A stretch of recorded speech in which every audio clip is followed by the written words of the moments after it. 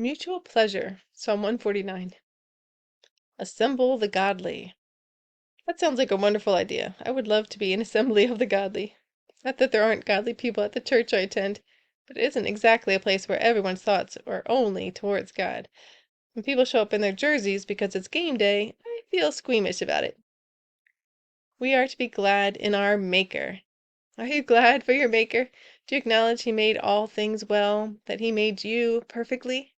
Don't knock anything about how God made you. He made you perfectly. He does all things well.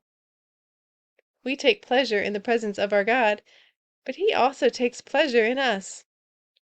For the Lord takes pleasure in His people. He adorns the humble with salvation. We can be near for salvation and for our mutual pleasure if we are humble before Him.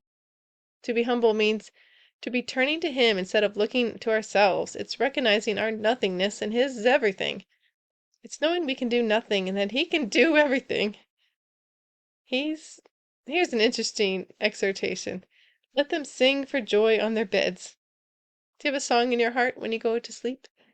I often wake up with a song on my mind and start singing it to the Lord as I get up. Then I might put it on and listen to it to start my quiet time.